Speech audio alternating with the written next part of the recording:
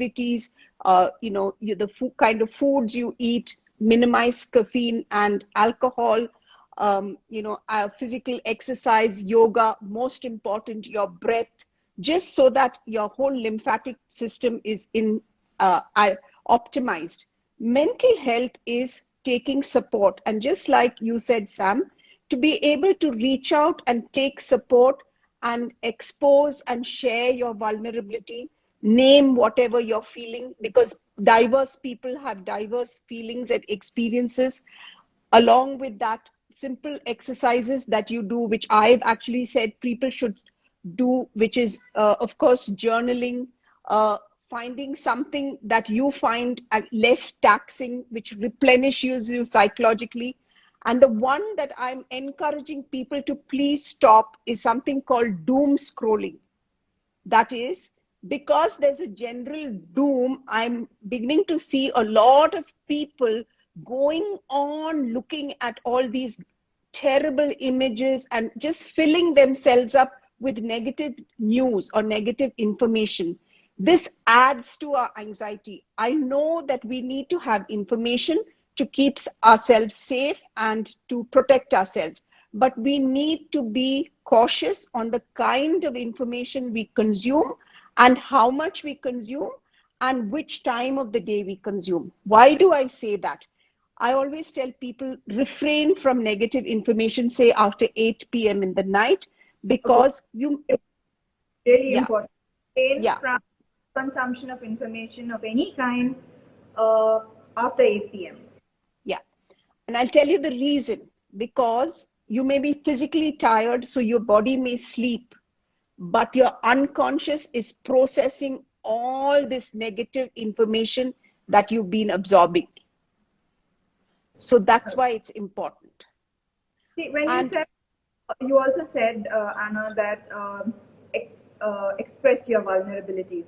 When you say that, I feel that there is a stark difference between how men process stress and anxiety and express that stress and anxiety, and how women process and express this. So, is this true? And yes, yes, because in the end, we are influenced by the cultures that we've been brought up, and traditionally in our Asian culture, men are taught, it's a learned behavior to express vulnerability through being angry, through being controlling, etc. Women, in that case, are taught that they should not express anger, but they should be more express sadness and grief and fear. So these are two, but they're all part of the same continuum of excessive anxiety. Now, having said that, the other thing which I say is, how are people vulnerable? For example, we keep telling people when they're talking about their vulnerability, oh, be strong, stay strong. Yeah. When people are very vulnerable and they're very sad, it is the wrong thing to tell them, because you're actually telling them to bottle up all their feelings and not express what's going on with them, and that will impact their physical health and it will show up. How would you tell me this? So when we tell people be strong or don't worry, we are actually, what we are doing is we are not actually comforting them. We are trying to, because we can't cope with their distress. So when people are expressing vulnerabilities, or they're expressing anguish, or they're expressing sorrow, the first step is to listen to them. Pay attention to what they are saying. Some people may repeatedly express the same thing over and over again. And that expression is really because they're trying to make meaning of their stories. The second thing is, when you talk to people, when in this kind of situation, talk small, crisp sentences. Okay, it helps them. I remember you were doing this as well. Yeah, it helps them. And the third thing which I always say is, don't give them a time that they have to recover from grief. There is no time. Each one recovers at their pace, And grief is not such a straightforward, straight line that we start here and we end here. Grief can be roundabout, grief is gray, and people have to make meaning of that experience. So it's most important, I always say, to be with them where they are. And normally people take some time. Some people take a few months, some people take little later. If you, as a friend or a loved one, find it very difficult to keep listening, it is okay to gently tell that person, I'm finding it difficult and I'm feeling overwhelmed.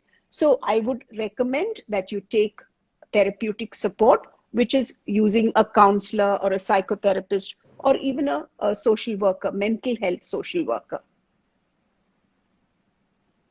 Okay. So that brings me to my next question. How how do you support a friend or a family member who is in distress? Because right now, a lot of people, they come to friends, they come to family members, they go on the internet, how to deal with stress and anxiety. But we are in the midst of a pandemic. Nobody has answers. One is as clueless as the other. So, in such a situation, what is the best way to support someone who needs your help? I think the first step when someone needs help is to listen to them. When I say listen, there is a difference between listening and hear. Yeah, there's a difference between listening and hearing. Okay, listening means to be fully present and listen to what they're saying, to the story, but focus on the feelings. The second step, as I said, is to make small, crisp, short sentences. The third thing is to actually just be with them in whatever emotional state they are. Don't tell them it's wrong or right. Why do I say that? Typically, when there is grief and loss, there are few stages that happen. People the first thing is shock and disbelief, then it's denial, then it's anger, then it's sadness, then is guilt, and then there is acceptance. It doesn't mean that they have to go in that order. They can skip and go back and forth, but you have to help them go through those stages, because that is how they finally recover. Once they've accepted, then they're able to move on. In this time, during this time, Sam, I'd like you to know a lot of people suffer from a particular type of guilt, and it's called survivor's guilt. If a parent has lost their young one, the question they'll ask is, why was it not me and why them?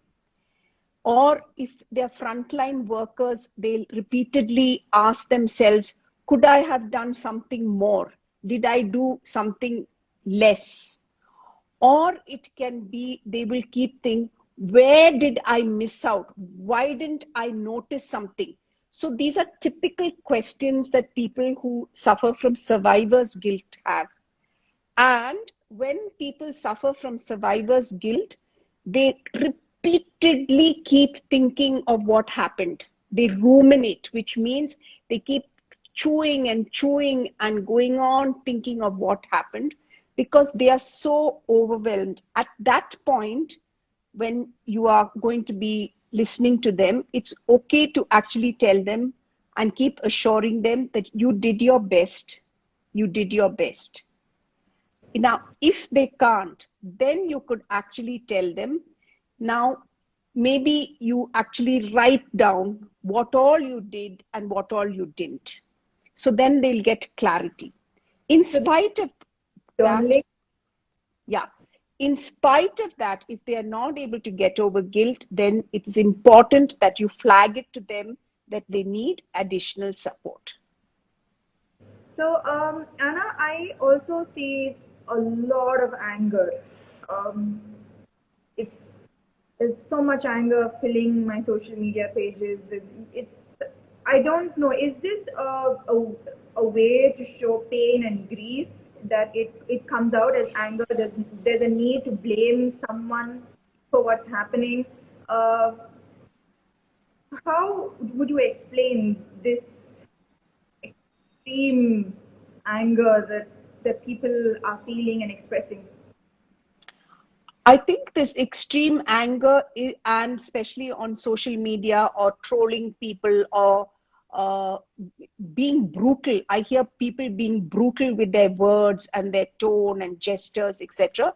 It's a form of lashing out because you know that you are not able to do anything and you're feeling helpless, and you're hoping that by blaming you will get relief. You will not get relief. That's why I use the word in the beginning. This is collective.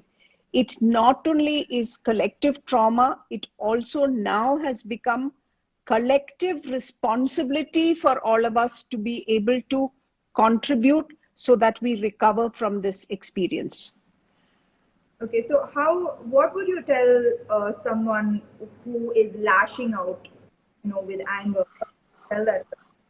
I think it's important that when people, anything which is any feeling which is very intense, whether it's anger, whether it's sadness, whether it is excessive controlling, whether it's excessive, you know, uh, any activity excessive, even physical activity, anything that's excessive is a big signal that the anxiety is now moving into what we term clinical anxiety. One is being anxious because of the situation, and now it's moving into clinical, and it's a signal for such people and their loved ones to actually guide them and direct them to take clinical support. And I just also want you to say that it's okay to seek clinical support. Uh, Please, when I mentioned to people, I have a counselor. I'm undergoing counseling. People are like, what? What do you mean? Like, how can you not solve this on your own? Be strong. It's nothing. It will go away on its own. So, for this reason, there are so many people who don't take that next step when they really, really need it. Uh, so, how should we as a society destigmatize mental health? I think the first is what you actually did, because I think you are a leader in your own rights. You have followers, and when you expose your vulnerability, it's the first thing. When you name it that you've taken support, you're actually telling the world that you're human, and you're therefore, when you're human, you're vulnerable. So I think the first step is that. The second step is actually in destigmatizing is that people actually don't take therapeutic support because they're mentally ill. It's not because they're mentally ill.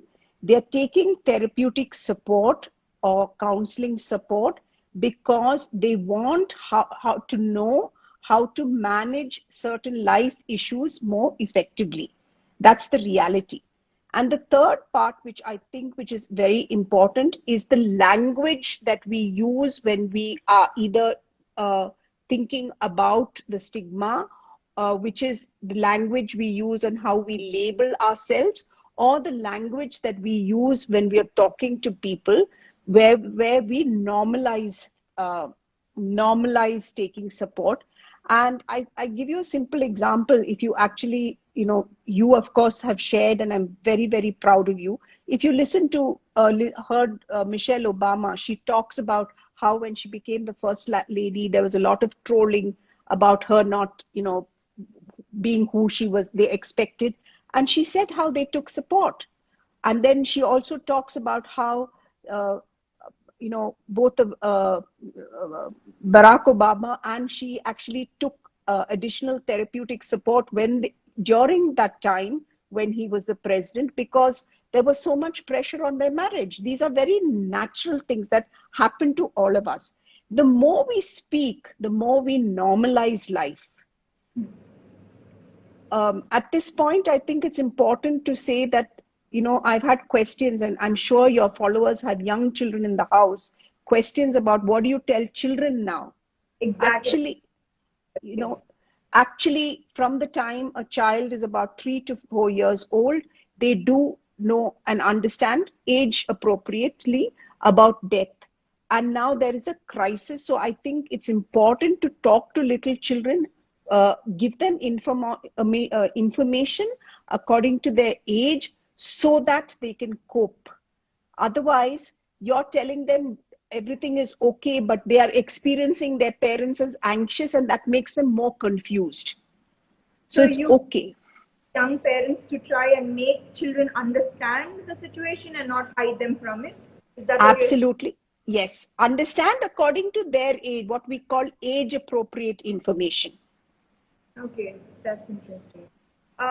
So I think we're at the end, and I know it's very difficult right now to see the silver lining or a positive takeaway from this pandemic. But we as human beings need to be optimistic. We need that hope, a hope that the future is going to be better and brighter.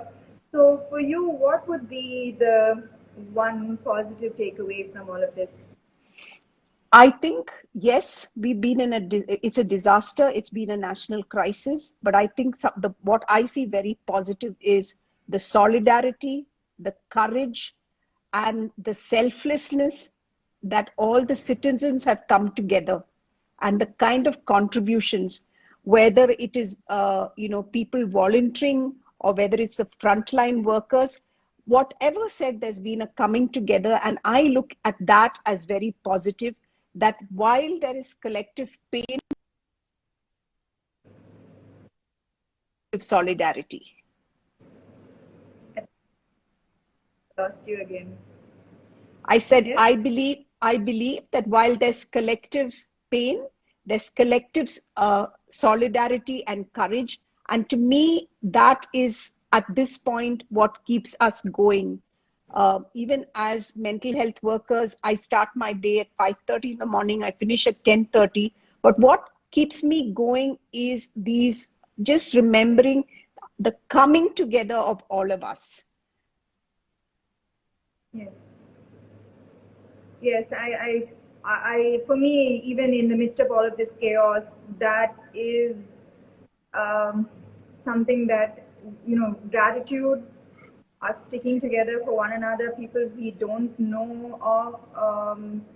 There are so when I see volunteers and healthcare workers, um, it has been also equally inspiring to watch. And as far as my journey with mental health and anxiety, I've come a long way from where I used to be. Um, and I believe that from the fact that I've come a long way, at a point I probably thought that I need to live with it. There are many days I woke up with anxiety, believing that this is normal for me. I'm going to live the rest of my life with this kind of anxiety. But 1.5 years later, I think I've been speaking to you for a Yeah, year, so Anna. So I am in such a better place because I sought to speak to someone else. I started practices like meditation, breathing, yoga, and when you do it again and again and again, some days you're lazy, um, you are too anxious. You're too anxious where you can't sit still for 10 seconds. Your mind is wandering and you have 100 thoughts at the same time. But if you make sure you do it despite all of these thoughts and despite all of these feelings, and then eventually you get to a place that you only dreamt that you could be at, and so which is why I wanted to tell whoever's on this live right now that it is possible to improve your mental health tremendously. And I only wish all of my followers here, and thank you for your time. But I do have some questions I asked my followers yesterday what were their questions. So I have just 5 questions. Quickly, I'm going to ask you those questions.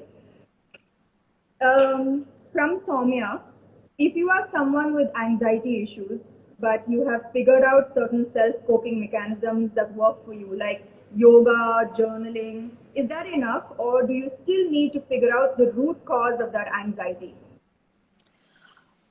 If you're coping and you're managing, that's fine. If when your anxiety, if it goes to a stage where it goes out of control, then you need to take help. So you don't need to go searching for that root cause. You don't need to do that. If you're coping, it's fine. You don't need to. If you're coping. Okay. My next question is from Nirgun. Tips on how to mentally prepare yourself for the fact that you might get sick from this virus. I think this is very, very important because the fear that I'm going to get it. Oh my God, I'm going to get it. So, how do you deal with that fear, the anticipation that you get sick? I think the first step is, again, there's stigma with the virus. It's okay if you get the virus. That will bring down the stigma, which is important. As soon as the first steps is, as soon as you experience any symptoms, reach out. And the next thing is, it's most of the people recover. It's a certain percentage that actually falls deeply ill. Ask for help, minimize the stigma, and it's okay if you've got the virus. And the other thing is, as I said, label all your feelings, which is for your mental hygiene. Speak whatever you want to talk, communicate even uncomfortable thoughts. It's okay. Maintain, even if you get ill, and all the people who've been ill even during the virus have been doing physical activities, adequate rest. What this virus does is it needs a lot of rest, a lot of sleep. And the last thing that you need is to be able to actually, one thing which we all need to believe is, which I always tell people, and that's what's held me throughout all these, is just believe that you have hope and you will come through. You may not come through the way you want to, but you will come through. That fundamental belief. Okay. Yeah. My next is Janvi, Usha, and Himaja. Tips to balance work and personal life, suggestions to overcome thinking too much, distraction from work, and procrastination. The first thing to remember currently is, because we are in this lockdown situation, there is confusion because people are working from home, which means that there is a merging or a gray area of the various roles you play. Your personal, because you're in the home, you don't know when you're doing a personal role, and suddenly in the next minute you're doing a professional role, and there's no real boundaries. So the first step for that is identify some space in your house, some corner, wherever you're going to be working from, and in your head label that as your workspace. That once you go into that space, it is your workspace, just so that during this time you have that clarity. If you're a parent and you have little children in the house, you need to explain that when mom or dad is in that space, they are working, and that's their office. So, which means that they cannot keep disturbing you. The third thing that is also happening to people in work from home is the work timings are extending. It's starting early. We opened the laptops or whatever much before we used to earlier, and we extend it. So have a clear structure for the day. Just like you had a work structure, re-look at that structure so that you have some plan in place how to function during this lockdown. And the last thing is that you're doing this, even if you're in apartments, etc., some physical activity, whether it's walking up and down, some physical activity you need to do. And the last, which I think is very important, all of us need to find at least 10 to 15 minutes of what I call withdrawal time. That is me time, withdrawing from all these various duties and tasks and just being with ourselves, because that helps us replenish our psychological energy. That me time can be meditation, or it can be prayers, or it can be, whatever, a little hobby, whatever, but you need to include that in your structure. If you do these things, you will feel much more balanced and less tired or, sapped of energy. That's absolutely true. My next question is from Sandeep. Is watching news good or bad at this point of time? I think I think very the younger generation can process this, but the older generation, I feel, are uh, not processing this information too well. so. I think the first is when you're watching the news, is it news? Are you watching? Is it information?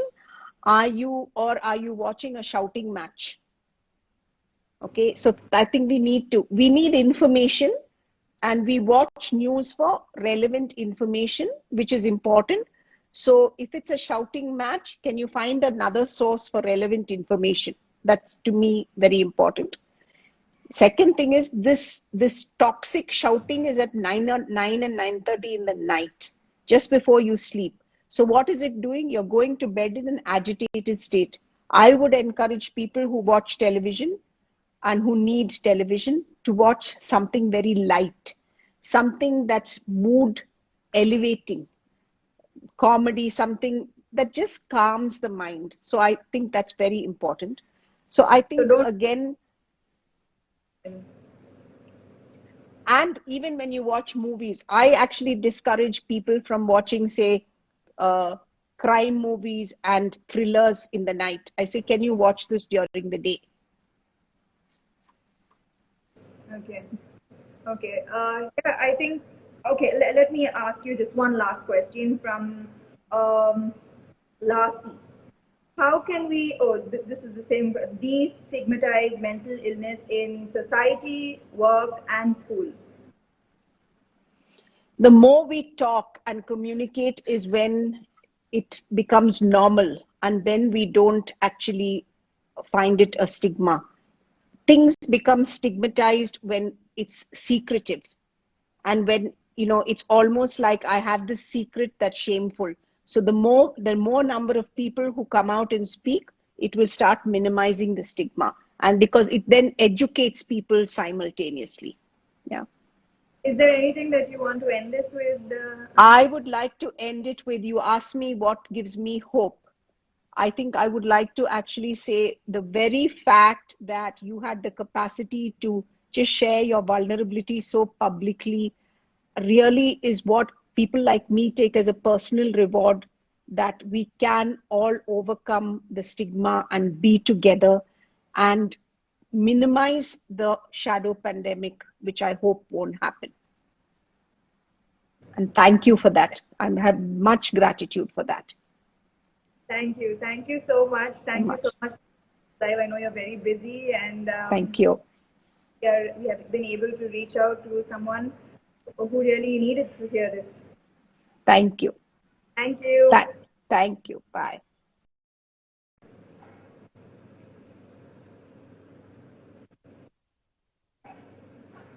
Okay, so that was that. Thank you so much. I really hope that whoever needed to hear this did, and I hope that it comforted you. And we're all in this together. Remember that we're all in this together, and this too shall pass. Bye bye.